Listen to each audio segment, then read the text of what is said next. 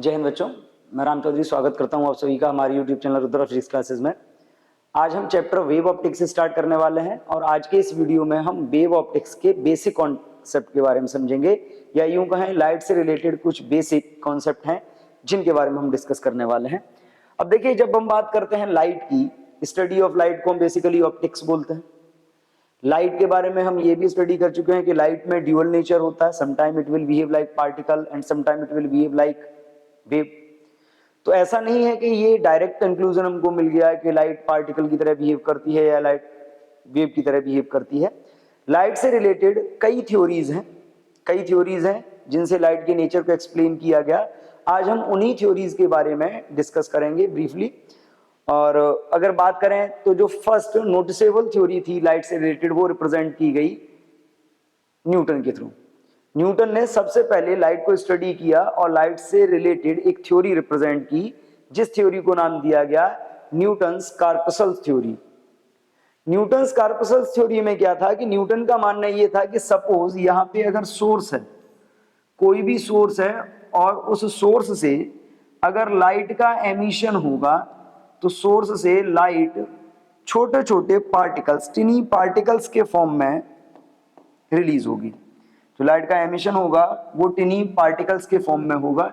छोटे छोटे पार्टिकल्स इस टाइप से बनते जाएंगे, छोटे छोटे पार्टिकल्स के फॉर्म में होगा इस टाइप से। क्लियर? छोटे छोटे पार्टिकल्स यहां से निकलेंगे और इन पार्टिकल्स को नाम दिया न्यूटन ने कार्पसल। लाइट का जो एमिशन होगा वो हर डायरेक्शन में होगा, छोटे छोटे पार्टिकल्स के फॉर्म में होगा।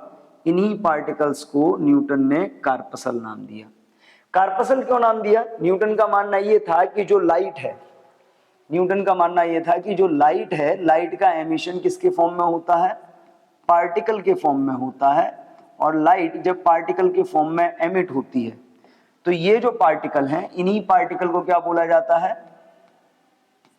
कार्पसल बोला जाता है।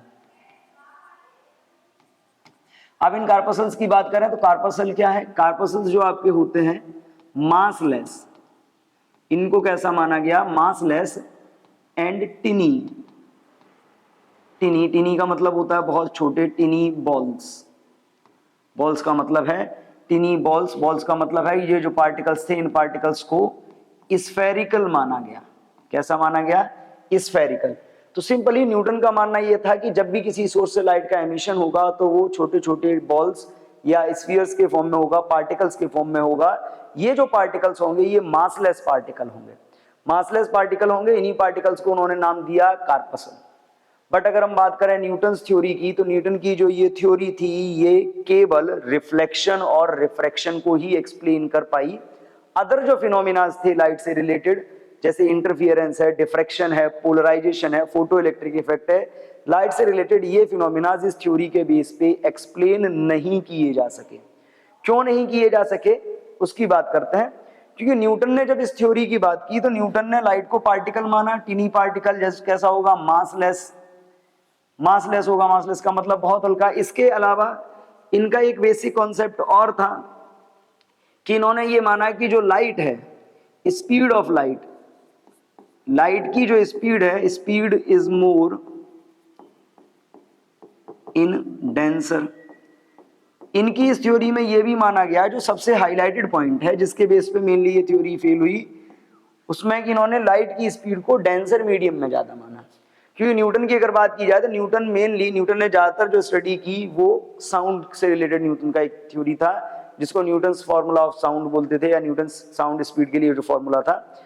न्यूटन ने जब साउंड को स्पीड किया, साउंड को स्टडी किया, तो साउंड की स्टडी से न्यूटन को ये मालूम पड़ा कि जो साउंड की स्पीड होती है वो एयर में बहुत कम होती है। अदर मीडियम्स में, जब आप डेंसर मीडियम्स की बात करते हो तो डेंसर मीडियम्स में ये स्पीड बहुत ज्यादा होती है। उसी के बेस पर उन्होंने यहाँ भी बोल दिया कि लाइट जो होगी उसकी स्पीड डेंसर में ज्यादा होगी, रेयरर में कम होगी। बट बाद में हमको ये मालूम पड़ा कि लाइट की सबसे ज्यादा स्पीड होती है रेयरर मीडियम में, यानी कि एयर और वैक्यूम में। डेंसर मीडियम में जाने पे इसकी स्पीड कम हो जाती है। दूसरा इनका क्या था कि दूसरा इन्होंने ये मान लिया कि जो लाइट का कलर है, लाइट का जो कलर है वो साइज पे डिपेंड करता है। किस पे डिपेंड करता है?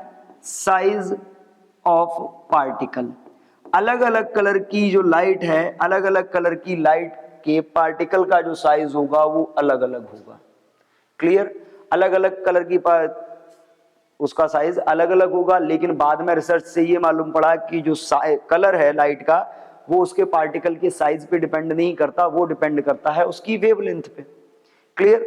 इसके अलावा इन्होंने जब बात की इस थ्योरी में, तो इन्होंने रिफ्लेक्शन और रिफ्रैक्शन को जो एक्सप्लेन किया, रिफ्रैक्शन को एक्सप्लेन करने के लिए इन्होंने पार्टिकल ऑफ लाइट, जिसको कार्पसल बोला गया, कार्पसल के लिए एग्जांपल दिया रिफ्लेक्शन ऑफ बॉल का। उन्होंने क्या बोला, जैसे बॉल होती है, बॉल जाती है, टकराती है सरफेस से, वापस आती है, ऐसे ही ये पार्टिकल भी जब जाएंगे और किसी सरफेस से टकराएंगे, तो ये पार्टिकल भी जब वो सरफेस से जाके टकराएंगे तो टकराने पे क्या होगा, इन पार्टिकल्स का, मान लीजिए हमने यहाँ पे मान लिया ये सरफेस है, ये पार्टिकल्स जा रहे हैं, ये पार्टिकल्स भी जाएंगे, इस सरफेस से टकराएंगे, तो जैसे बॉल टकराने के बाद वापस लौटती है, उछलती है, वैसे ही ये पार्टिकल्स भी टकरा के वापस चले जाएंगे। ये हो गया इनका रिफ्लेक्शन। एक्सप्लेन करने के लिए ये दिया। अब रिफ्रैक्शन को एक्सप्लेन करने के लिए इन्होंने क्या कहा, रिफ्लेक्शन को एक्सप्लेन करने के लिए इन्होंने एग्जांपल दिया, इन्होंने एक थ्योरी रिप्रेजेंट की या एक कॉन्सेप्ट दिया कि ये जो ट्रांसपेरेंट मीडियम होगा, वो ट्रांसपेरेंट मीडियम क्या करेगा, ट्रांसपेरेंट मीडियम ये जो कार्पसल्स हैं या जो पार्टिकल्स हैं इनको अट्रैक्ट करेगा। जब इनको अट्रैक्ट करेगा, ये एक मीडियम से दूसरे मीडियम में जाएंगे, तो एक से दूसरे मीडियम में जाने पे क्या होगा, इनकी स्पीड चेंज हो जाएगी, स्पीड चेंज हो जाएगी, तो ये क्या होगा, पार्टिकल्स ये बेंड कर जाएंगे। और बेंडिंग ऑफ लाइट भी देखिए, ये ऐसे जा रहे थे, बेंड करके ऐसे चले गए, और इस बेंडिंग ऑफ लाइट को ही रिफ्रैक्शन बोला जाता है। लेकिन इनके ये दोनों कॉन्सेप्ट थे जब बात की गई पार्शियल, किसकी बात की गई, पार्शियल रिफ्रैक्शन की, पार्शियल रिफ्रैक्शन एंड रिफ्लेक्शन। यानी कि एक ऐसा एग्जांपल दिया गया कि जिसमें पार्शियली लाइट रिफ्लेक्ट हो रही थी और पार्शियली रिफ्रैक्ट हो रही थी, तो ये दोनों पार्शियल वाले केस में इनकी थ्योरी फेल हो गई। तो थ्योरी के फेलियर के रीजन क्या थे, पहला रीजन था थ्योरी के फेलियर का कि इन्होंने बोल दिया कि जो स्पीड है वो डेंसर मीडियम में ज्यादा होगी, रेयरर में कम। दूसरा, इन्होंने बोल दिया कि लाइट का जो कलर है वो उसके पार्टिकल के साइज पे बेस्ड है। तीसरा, जो इन्होंने रिफ्लेक्शन और रिफ्रैक्शन को डिफाइन करने के लिए कॉन्सेप्ट दिए थे वो गलत हो गए। उन्होंने क्या बोला कि अट्रैक्ट करती है सरफेस, लेकिन जब पार्शियल रिफ्लेक्शन और रिफ्रैक्शन की बात आई तो अगर पार्टिकल अट्रैक्ट हो रहे होते तो सारे पास हो जाते, फिर रिफ्लेक्ट नहीं होने चाहिए थे। तो ये थ्योरी फेल हो गई। लेकिन ऐसा नहीं है कि ये थ्योरी फेल हो गई तो इसको समझना नहीं पड़ेगा, हमको समझना पड़ेगा, क्योंकि अभी हमने जो रे ऑप्टिक्स में कॉन्सेप्ट फॉलो किया है, रे ऑप्टिक्स में हमने यही कॉन्सेप्ट फॉलो किया है। क्योंकि जो रिफ्लेक्शन है, रिफ्रैक्शन है, दोनों में को एक्सप्लेन करने के लिए लाइट के पार्टिकल नेचर को हम यूज करते हैं। हम वेव नेचर के थ्रू भी उसको पढ़ेंगे, बट इस थ्योरी के फेलियर के रीजन हमको समझ में आ गए कि मेन था स्पीड, सेकंड था कलर, जो कलर था उसका इन्होंने साइज पे डिपेंडेंसी बता दी, और थर्ड था पार्शियल रिफ्लेक्शन और रिफ्रैक्शन। अब देखिए, न्यूटन्स थ्योरी के बाद लाइट से रिलेटेड जो दूसरी थ्योरी रिप्रेजेंट की, वो थ्योरी रिप्रेजेंट की आइंस्टीन ने। और आइंस्टीन की जो थ्योरी थी उसको नाम दिया गया Einstein's quantum theory. Einstein's quantum theory क्या थी कि आइंस्टीन्स क्वांटम थ्योरी के अकॉर्डिंग अगर बात की जाए कि कोई भी सोर्स है लाइट का, तो लाइट के सोर्स से जो एमिशन होता है लाइट का, वो एनर्जी के पैकेट या बंडल्स के फॉर्म में होता है। लाइट का जो एमिशन होगा वो एनर्जी के पैकेट और बंडल्स के फॉर्म में होगा, कंटिन्यूअस नहीं होगा। क्योंकि देखो, कार्पासल थ्योरी में कंटिन्यूअस एमिशन रीजन ये भी था कि अगर कंटिन्यूअसली लाइट एमिट होती रहेगी, लाइट एमिट होगी, तो पार्टिकल है धीरे धीरे क्या होगा, सोर्स का मास कम होता जाएगा। वैसे तो इन्होंने मासलेस माना हुआ था, लेकिन बात ये भी है कि कोई भी पार्टिकल मासलेस हो नहीं सकता। आइडियल केस में अगर हम बात करें तो कोई भी पार्टिकल मासलेस नहीं हो सकता। तो अब यहाँ पे बात करते हैं, इन्होंने क्या बोल दिया आइंस्टीन ने कि लाइट का जो एमिशन होगा सोर्स से, वो एनर्जी के पैकेट या बंडल्स के फॉर्म में होगा, और ये पैकेट और बंडल्स किसी भी मीडियम में जब चलेंगे तो ये पैकेट और बंडल मीडियम में लाइट इलेक्ट्रोमैग्नेटिक वेव की स्पीड से चलते हैं। इन पैकेट या जो बंडल्स थे, एनर्जी पैकेट्स या एनर्जी के जो बंडल्स थे, इन्हीं पैकेट्स या बंडल्स को नाम दिया गया फोटोन, या इन्हीं को बोला गया, फोटोन्स को ही बोला गया क्वांटा। Quanta clear? तो आइंस्टीन का मानना यह था कि लाइट का जो एमिशन होगा किसी भी सोर्स से वो एनर्जी के पैकेट और बंडल्स के फॉर्म में होता है, और यही पैकेट और बंडल्स किसी भी मीडियम में इलेक्ट्रोमैग्नेटिक वेव की स्पीड से ट्रेवल करते हैं। इन्हीं को लाइट वेव्स बोला जाता है, लाइट पार्टिकल्स बोला जाता है, रेज बोला जाता है। अब इनमें में क्या था कि जो एनर्जी का पैकेट या बंडल था, छोटे छोटे जो पैकेट या बंडल्स थे एनर्जी के, उन्हीं को फोटोन या क्वांटा नाम दिया गया।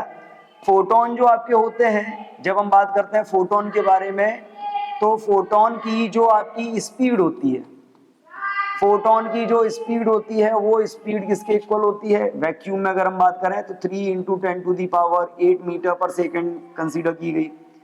इसके अलावा ये भी बोला गया फोटोन की जो एनर्जी होगी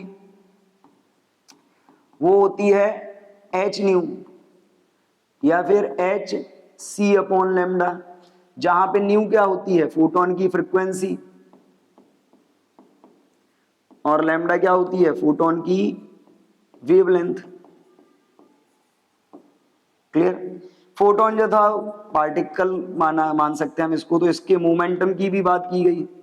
इसके मोमेंटम को क्या माना गया? जो मोमेंटम था उसको माना गया E upon C. E upon C का मतलब है H nu by C. Clear?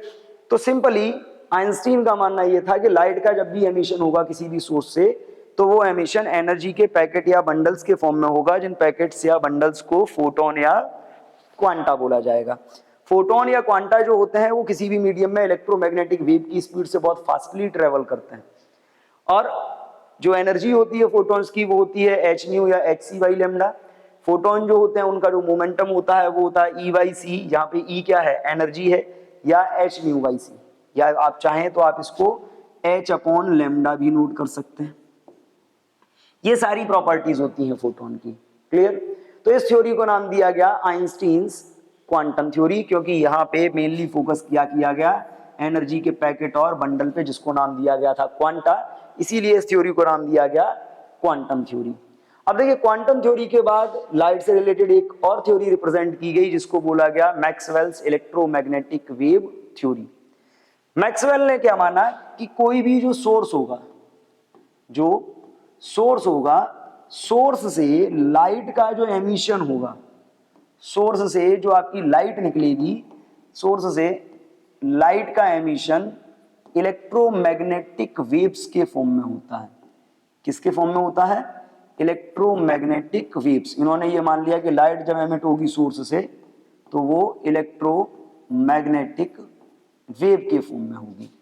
और ये जो इलेक्ट्रोमैग्नेटिक वेव होती है, इलेक्ट्रोमैग्नेटिक वेव की अगर हम बात करें तो can travel through vacuum also, in vacuum. यानी कि लाइट का जो एमिशन होता है वो इलेक्ट्रोमैग्नेटिक वेव्स के फॉर्म में होता है, और ये वेव्स वैक्यूम में भी चल सकती हैं, यानी कि इनको चलने के लिए मीडियम नेसेसरी नहीं है, ये वैक्यूम में भी ट्रेवल कर जाएंगी। तो लाइट को एक इलेक्ट्रोमैग्नेटिक वेव कंसीडर कर लिया गया। इलेक्ट्रोमैग्नेटिक वेव में बात वही आई कि वैक्यूम में ट्रेवल कर सकती हैं, इनकी जो स्पीड होती है वो वैक्यूम में 3 × 10⁸ मीटर पर सेकेंड होती है। इसके अलावा अगर बात की जाए तो एनर्जी जो होती है लाइट की वो एच न्यू होती है, जहां न्यू वेव की फ्रीक्वेंसी है। क्लियर? या अगर बात की जाए तो यहाँ पे ये भी बोला गया कि जो वेव्स हैं इनकी जब स्पीड की बात की जाएगी तो डेंसर मीडियम में जो स्पीड होगी वो रेयरर मीडियम में स्पीड के कंपैरिजन में कम होगी, यानी कि ये वेव्स रेयरर मीडियम में तेजी से चलती हैं, डेंसर मीडियम में स्लो हो जाती हैं। इनके अलावा ये लाइट वेव्स जो होंगी, इलेक्ट्रोमैग्नेटिक वेव्स, ये कैसी होंगी? ट्रांसवर्स वेव होंगी। ट्रांसवर्स वेव का मतलब क्या है कि जब ये वेव किसी भी मीडियम में चलेंगी या वैक्यूम में ट्रेवल करेंगी तो जो इस वेव में, ये जो वेव है वो वेव इलेक्ट्रिक फील्ड और मैग्नेटिक फील्ड के वाइब्रेशंस के थ्रू ट्रांसफर होती है from one place to another. और इसमें अगर बात की जाए तो ट्रांसवर्स वेव का मतलब क्या है कि वाइब्रेशन जिस डायरेक्शन में हो रहे होंगे वेव उसके परपेंडिकुलर चलती जाएगी। यानी कि अगर इलेक्ट्रिक और मैग्नेटिक फील्ड के वाइब्रेशन एक्स और वाई एक्सिस पे हैं तो वेव आपकी जेड एक्सिस पे ट्रेवल करेगी, इलेक्ट्रोमैग्नेटिक वेव ट्रांसवर्स होती है इसलिए। तो थर्ड थ्योरी थी Maxwell's wave theory, electromagnetic wave theory, जिसमें यह माना गया कि लाइट का जो एमिशन होगा सोर्स से इलेक्ट्रोमैग्नेटिक वेव्स के फॉर्म में होगा। इलेक्ट्रोमैग्नेटिक वेव्स वैक्यूम में ट्रेवल कर सकती हैं, ट्रांसवर्स वेव होती हैं, डेंसर मीडियम में स्लो मूव करती हैं, रेयरर मीडियम में फास्टली मूव करती हैं, स्पीड की भी इनकी बात की गई। क्लियर? तो ये कॉन्सेप्ट थे। इनके बाद लाइट से रिलेटेड एक और थ्योरी, एक और प्रिंसिपल रिप्रेजेंट किया गया जिसको बोला गया हाइगेंस प्रिंसिपल या हाइगेंस वेव थ्योरी।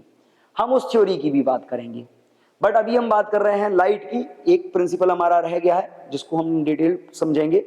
तो अभी हमने बात की लाइट की, तो अब देखिए लाइट की जो स्टडी है, लाइट की जो स्टडी है उसको हम बोलते हैं ऑप्टिक्स। लाइट की स्टडी को बोला जाता है ऑप्टिक्स, ये ऑलरेडी आपको मालूम है। ऑप्टिक्स आपकी दो पार्ट में है, एक है आपकी रे ऑप्टिक्स और एक है आपकी वेव ऑप्टिक्स। रे ऑप्टिक्स में हम क्या करते हैं, रे ऑप्टिक्स में आपको मालूम है, रे ऑप्टिक्स में हम पार्टिकल नेचर के साथ डील करते हैं, और वेव ऑप्टिक्स में हम वेव नेचर के साथ डील करते हैं। अब यहां पे समझ लीजिए रे क्या होती है, ये आपको मालूम है कि लाइट जब भी किसी मीडियम में पार्टिकल के फॉर्म में चलती है, तो मान लो पार्टिकल एक प्लेस से दूसरे प्लेस तक यहां तक गया, तो वो पार्टिकल जिस पाथ को फॉलो करता हुआ जाता है उस पाथ को बोला जाता है रे। ठीक है, यहां पे हम बात कर रहे हैं वेव ऑप्टिक्स की, तो क्या होगा, वेव के फॉर्म में लाइट ट्रेवल करेगी एक प्लेस से दूसरे प्लेस तक। तो इस चैप्टर में हम वेव ऑप्टिक्स को ही डिटेल में समझने वाले हैं। तो जब हम किसी भी फिनोमिना के लिए लाइट के वेव नेचर को स्टडी करते हैं, then the study of wave nature of light, हम सिंपली नोट कर सकते हैं study of wave nature of light, wave nature of light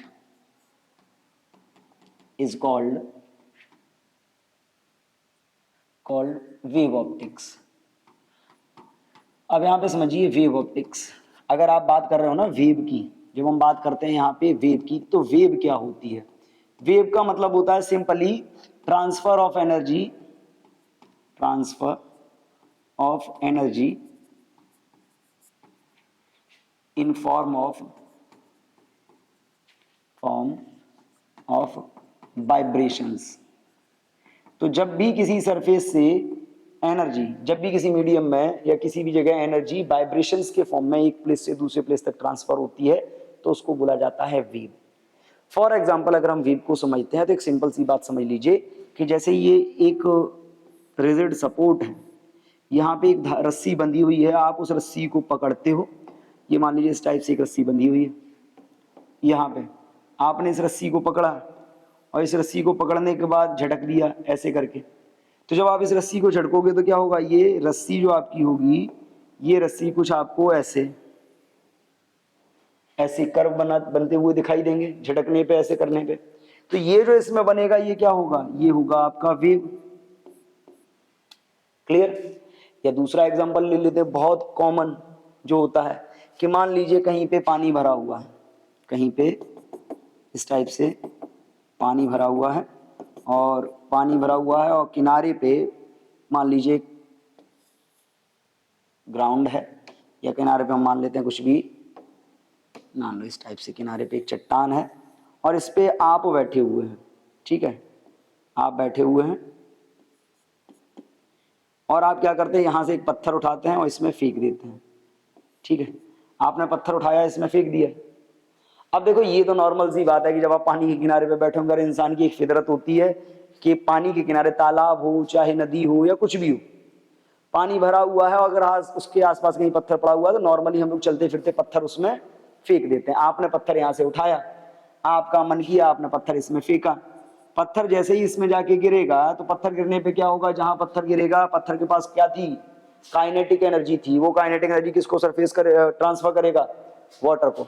जैसे ही वो एनर्जी वाटर को ट्रांसफर होगी, कहां ट्रांसफर होगी, जहां पे वो पत्थर टकराया।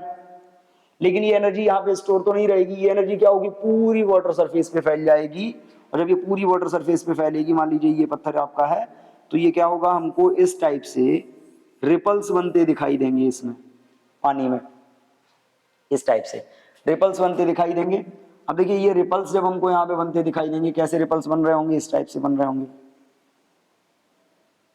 ठीक है, ये रिपल्स बनते हुए दिखाई दे रहे होंगे।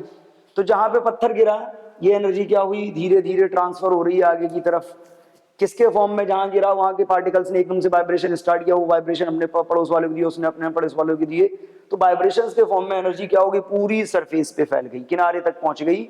इसी ट्रांसफर को हम बोलते हैं वेव। इसी ट्रांसफर को हम क्या बोलते हैं, वेव। तो अभी हम वेव ऑप्टिक्स को स्टडी करेंगे। अब देखिए wave optics, wave nature, light के वेव नेचर को स्टडी करने के लिए मेनली जब हम बात करते हैं वेव ऑप्टिक्स में, तो हम कॉन्सेप्ट यूज करते हैं वेव फ्रंट का। वेव फ्रंट क्या है, किसी भी मीडियम में वेव बनती है, तो जब आप सामने से उस वेव को देखते हो, तो जो वेव का फेस आपको दिखाई देता है, जो फेस वेव का आपको दिखाई देता है, that is called the wave front. That is called the wave front. अब क्या फेस आपको दिखाई देगा, जैसे मान लीजिए एक कोई ऑब्जेक्ट है, पॉइंट ऑब्जेक्ट है। अब ये क्या करेगा, इससे जब वेव्स एमिट होंगी, वेव्स एमिट होंगी, तो वेव्स एमिट होने का मतलब क्या, कि ये वेव्स मीडियम में ट्रेवल करेंगी। मीडियम में ट्रेवल करने का मतलब है कि इससे ये मीडियम में जाएंगी, मीडियम में जाएंगी मतलब ये मीडियम के पार्टिकल से टकराएंगी, और मीडियम के पार्टिकल से टकराएंगी तो क्या होगा, मीडियम के पार्टिकल्स वाइब्रेट करेंगे। वाइब्रेट करेंगे तो जब हम उनके वाइब्रेशंस को देखेंगे, तो उनके वाइब्रेशन, जैसे हमने पत्थर की बात की, हमने पत्थर फेंका तालाब में, तो क्या हुआ, रिपल्स बनने शुरू हो गए। तो हमको रिपल्स क्या दिखाई देते हैं, रिपल्स हमको ऐसे दिख रहे थे, ऐसे, यानी कि ये तो हमको ऊंचा वाला दिख रहा था, या हमको नीचे वाला दिख रहा था, ऊंचा नीचा ऊंचा नीचा, ऐसे दिख रहे थे रिपल्स। तो ऐसे ही क्या होगा कि जब ये निकलेंगे तो हमको पार्टिकल्स क्या होंगे, वाइब्रेट करेंगे। तो मीडियम में जब हम सेम वाइब्रेशंस के लिए बात करते हैं, किसी भी सोर्स से अलग अलग फेज में, जितना जैसे जैसे डिस्टेंस चेंज होगी, मीडियम के वाइब्रेशन का मोड चेंज होता जाएगा। सेम वाइब्रेशंस में अगर हम देखें, तो सेम वाइब्रेशन के लिए हमको क्या होगा, इसके चारों तरफ एक स्फेरिकल सरफेस टाइप बनती दिखाई देगी। कैसी सरफेस बनती दिखाई देगी, स्फेरिकल। जैसे यहाँ पे आपका पॉइंट सोर्स था, चारों तरफ आपको एक स्फेरिकल सरफेस सी बनती दिखाई देगी। ऐसे ही मान लीजिए आपके पास एक सोर्स है, लीनियर सोर्स है, इससे लाइट का एमिशन होगा, क्या होगा, ये भी लाइट हर डायरेक्शन में एमिट करेगा, और ये भी डायरेक्शन, लाइट हर डायरेक्शन में जब एमिट करेगा, तो इसके चारों तरफ जो हमको सरफेस बनती दिखाई देगी, जब हम इसके वेव के मोशन को समझेंगे अच्छे से, तो इसके चारों तरफ भी जो वेव बनती दिखेगी, वो वेव हमको कैसी दिखेगी, सिलेंड्रिकल। यानी कि इसके चारों तरफ अगर हम बात करेंगे, तो हमको इस टाइप से दिखाई देगा। जो वेव का फेस होगा वो कैसा दिखाई देगा, ऐसा सिलेंड्रिकल। आगे बढ़ता जाएगा, ये सिलेंड्रिकल बनता जाएगा। इसमें भी अगर हम आगे बढ़ने की बात करें, तो अलग अलग डिस्टेंस पे इस टाइप से सर्कल बनते हुए दिखाई दे रहे होंगे। तो वेव फ्रंट क्या होता है, कि किसी भी मीडियम में जब वेव ट्रेवल करती है, तो नोट कर लेते हैं, when wave passes through any medium, passes through medium, all the particles passes through the medium, a surface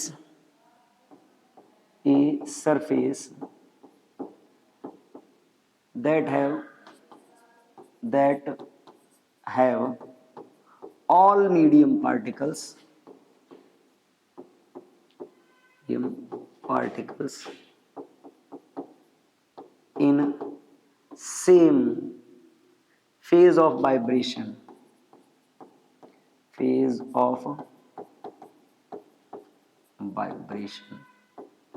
is called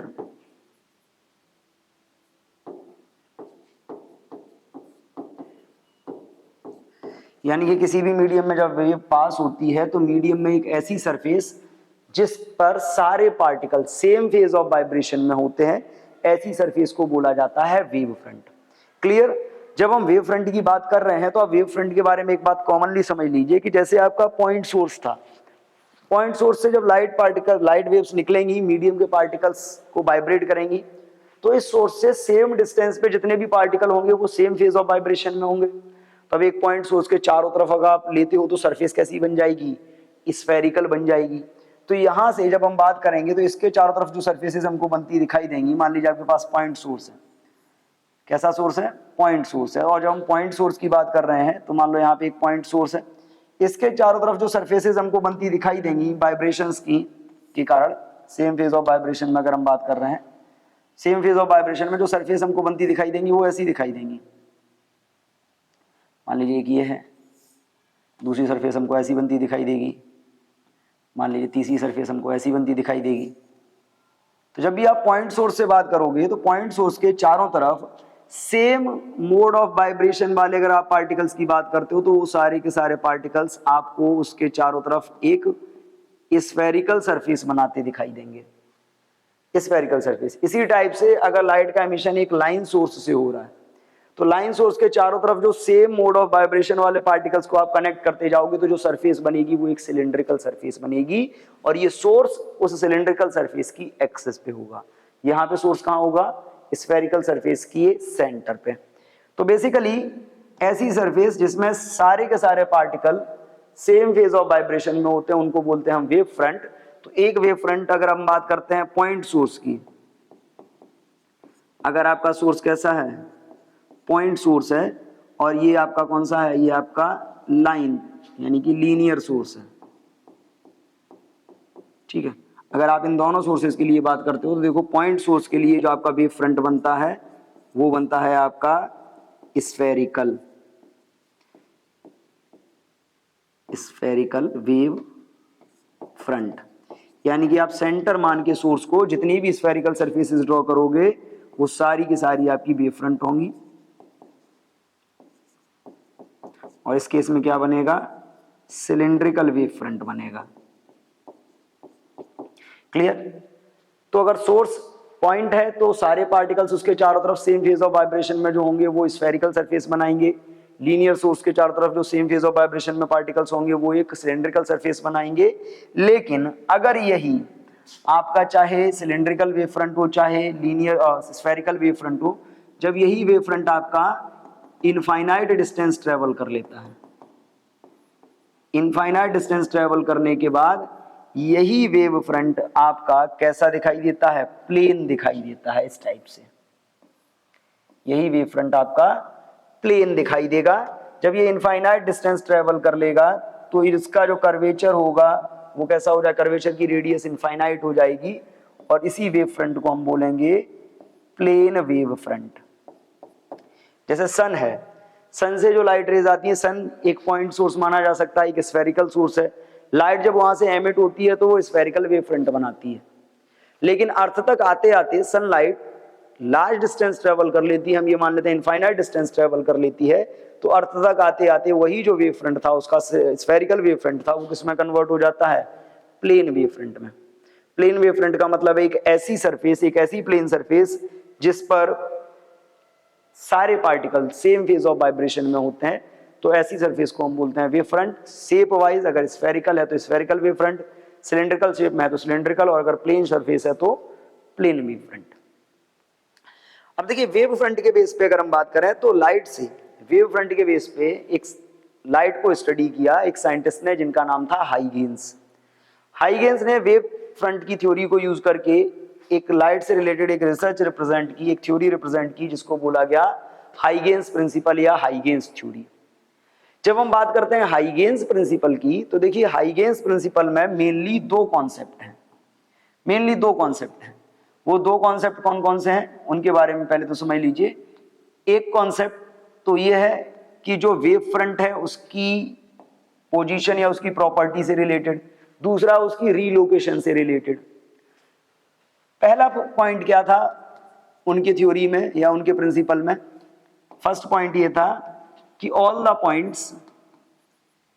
points या all particles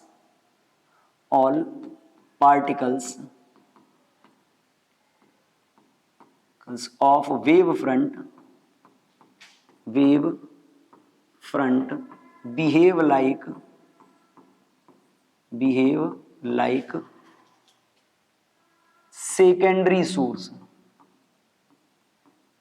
secondary source and emit light in all directions।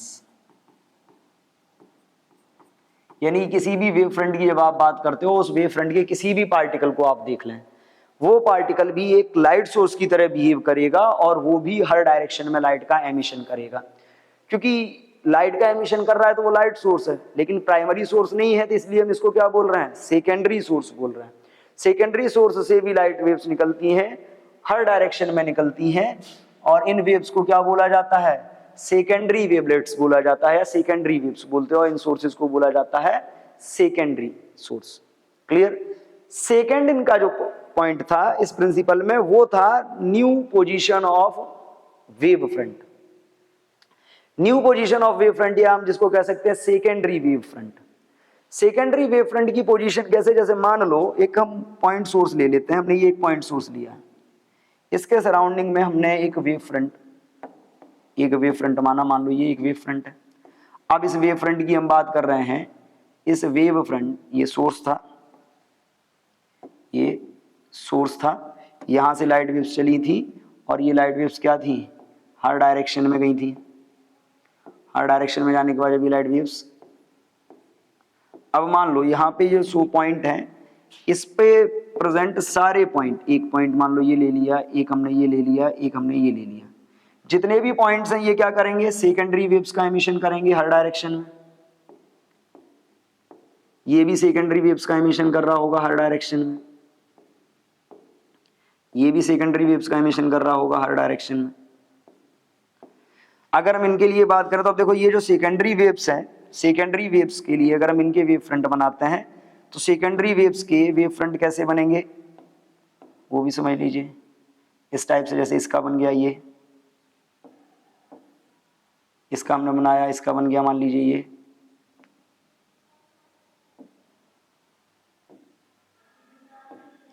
ऐसे हमने इसका बनाया मान लीजिए,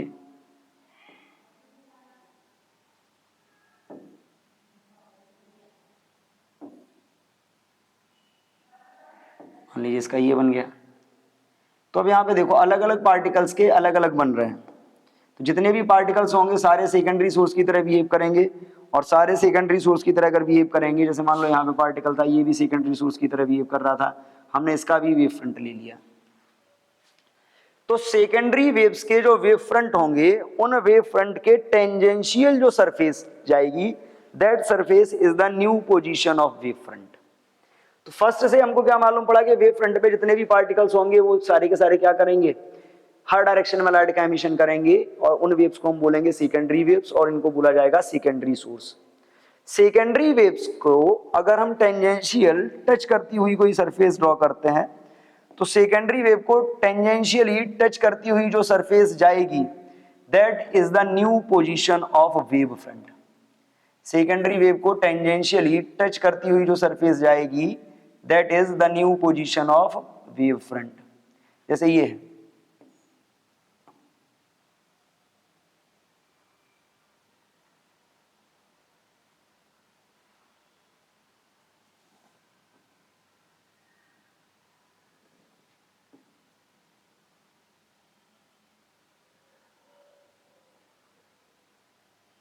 ठीक है, ये देखिए जैसे ये सेकेंडरी बन रहे थे, इन सेकेंडरी को क्या हुआ, टेंजेंशियली, देखो यहाँ पे टेंजेंशियली टच करती हुई ये जा रही है सरफेस। तो टेंजेंशियली टच करती हुई जो सरफेस जाएगी, ये होगी वेव फ्रंट की न्यू पोजीशन। तो अगर हम बात करते हैं new position of wave front, new position of wave front, new position of wave front is given by, is the tangential surface, is the tangential surface on secondary waves, secondary waves। तो अगर हम इस principal की बात करें तो जो हाइगेन्स principal था, mainly it will define the construction and movement of wave front in any medium. Wave front बनता कैसे है इसके बारे में, और वेव फ्रंट कैसे मूव करता है, या न्यू पोजीशन उसकी हम कैसे फाइंड कर सकते हैं, इसके बारे में बात की गई हाइगेन्स थ्योरी में या हाइगेन्स प्रिंसिपल में। फर्स्ट कॉन्सेप्ट क्या था, फर्स्ट पॉइंट क्या था कि जो सरफेस होगी जिसपे सारे के सारे point same phase of vibration में होंगे, उनको हम वेव फ्रंट बोलेंगे। और वेव फ्रंट का हर पार्टिकल क्या करेगा, एक न्यू सोर्स की तरह बिहेव करेगा और उससे पार्टिकल्स हर डायरेक्शन में, लाइट जो होगी हर डायरेक्शन में एमिट होगी, इनको हम सेकेंडरी वेव्स बोलेंगे और इन सोर्सेज को सेकेंडरी सोर्स। सेकेंडरी वेव्स जो चलेंगी उन सेकेंडरी वेव्स को टेंजेंशियली टच करती हुई जो सरफेस जाएगी, that is the new position of wave front. Second point में यही बता दिया गया कि the new position of wave front is the tangential surface on the secondary waves. Secondary waves पर जो टेंजेंशियल सरफेस ड्रॉ की जाएगी that is the new position of wave front. ऐसे ही अगर हम आगे बात करते हैं तो यहां से फिर से सेकेंडरी वेव्स आगे निकलेंगी, मान लीजिए इस टाइप से निकल रही हैं, इन वेव्स को फिर से टेंजेंशियली टच करती हुई एक सरफेस जाएगी और वो क्या होगी, वो इसकी थर्ड पोजीशन हो जाएगी इस टाइप से। इस टाइप से क्या होगा, ये आगे बढ़ता जाएगा वेव फ्रंट और धीरे धीरे धीरे धीरे इनफाइनाइट डिस्टेंस जब ये वेव फ्रंट ट्रेवल कर जाएगा तो यही आपका प्लेन वेव फ्रंट में कन्वर्ट हो जाएगा। क्लियर है? तो हाइगेस प्रिंसिपल बहुत इजी है, it is for the construction and for the detection of new position of wave front. आज अगर हम बात करें तो आज के वीडियो में हम इतना ही रखेंगे। नेक्स्ट वीडियो में हम पढ़ेंगे reflection and refraction on the basis of wave theory. तब तक के लिए थैंक यू एंड जय हिंद।